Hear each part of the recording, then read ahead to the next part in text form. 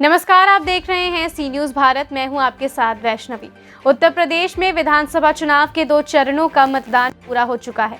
अब सभी की निगाहें तीसरे चरण पर हैं। यही कारण है कि सभी बड़े नेताओं ने तीसरे चरण की ओर अपनी नजर कर ली है। चुनावी सरगर्मी के बीच चलिए जानते हैं कि किस पार्टी के नेता ने आज क्या कहा और कैसे चुनावी हुंकार भरी।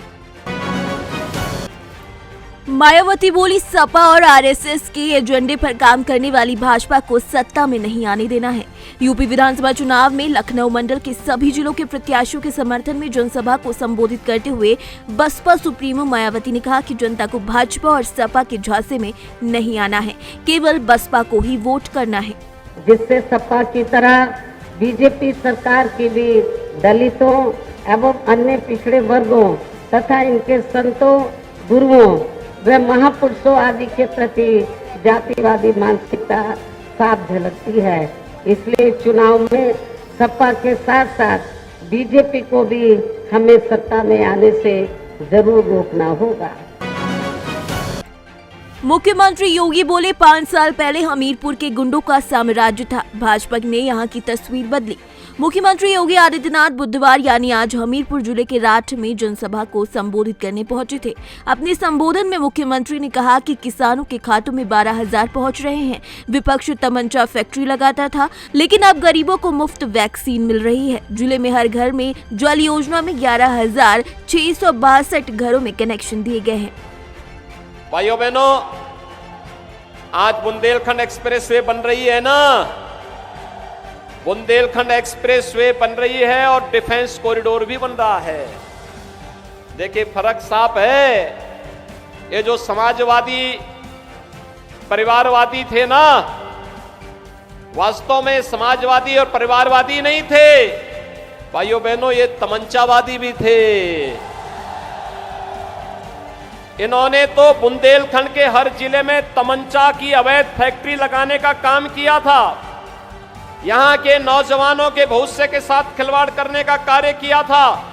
और आज भाइयों बहनों, बुंदेलखंड में तोप बनाने का कारखाना और फाइटर विमान बनाने का कारखाना, लड़ाकू विमान बनाने का कारखाना भारतीय जनता पार्टी की डबल इंजन की सरकार डिफेंस कॉरिडोर के माध्यम से लगा रही है। अभी बनने दीजिए बुंदेलखंड एक्सप्रेसवे को पूरा। बुंदेलखंड एक्सप्रेसवे बनेगी तो भाइयों बहनों यहां उद्योग भी लगेंगे। मेरे बुंदेलखंड के नौजवानों को नौकरी और रोजगार के लिए बुंदेलखंड को जोर छोड़ करके नहीं जाना पड़ेगा और हर घर को पानी, हर घर नल और हर खेत को पानी पहुंचा करके यहां की धरती से भी सोना उगलने का कार्य करेंगे। यहां का किसान भी खुशहाल होगा। अखिलेश यादव ने भाजपा पर तीखा हमला बोला। चुनाव प्रचार के दौरान सपा सुप्रीमो अखिलेश यादव ने औरैया के बिठूना में जनसभा को संबोधित किया। इस दौरान उन्होंने भाजपा पर तीखा हमला बोला। उन्होंने सीएम योगी और पीएम की तरफ इशारा करते हुए कहा कि बीजेपी में एक छोटा नेता है जो झूठ बोल रहा है। उनसे जो बड़े नेता हैं वो थोड़ा बड़ा झूठ बोल रहे हैं और जो सबसे बड़े नेता हैं वो सबसे बड़ा झूठ बोल रहे हैं।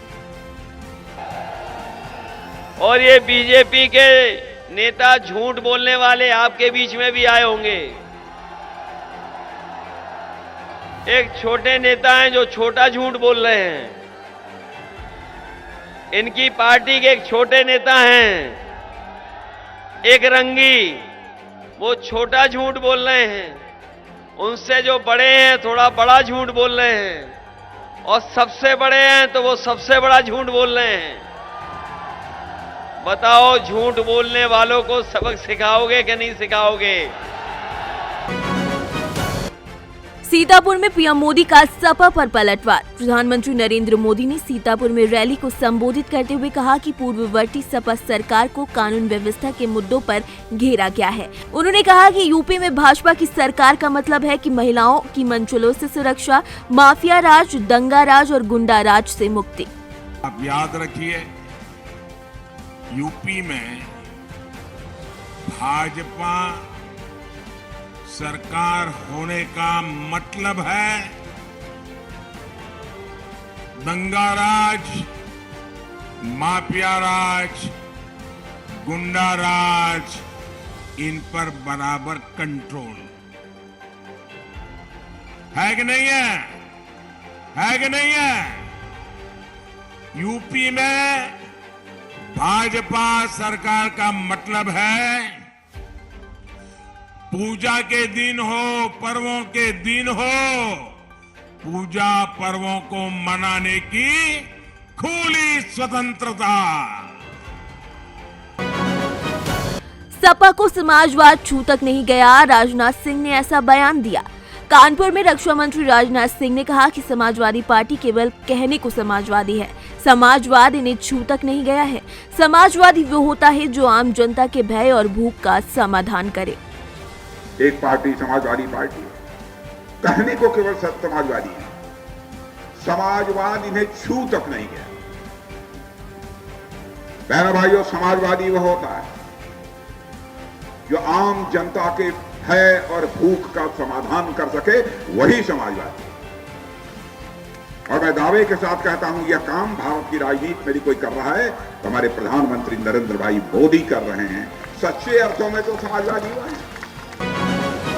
वाराणसी पहुंचे राहुल, प्रियंका गांधी ने परोसा स्नेह का लंगर। बुधवार यानी आज सुबह से ही गुरु रविदास की जन्मभूमि मिनी पंजाब बनी नजर आई और आस्था की कटौती में श्रद्धा की गंगा हिलोरे लेती नजर आई। एक के बाद एक सियासी दिग्गजों के आने का क्रम जारी रहा। दर्शन और लंगर के लिए अनवरत कतार लगी रही। कांग्रेस राष्ट्रीय महासचिव प्रियंका गांधी वाड्रा सुबह 11:30 बजे रविदास मंदिर पहुंची थी। उनके साथ ही कुछ समय बाद कांग्रेस नेता राहुल गांधी भी संत रविदास को नमन करने पहुंचे थे और वहां उन्होंने लोगों को लंगर भी खिलाया। फिलहाल इस खबर में इतना ही। देश दुनिया की तमाम खबरों को जानने के लिए बने रहें सी न्यूज़ भारत के साथ।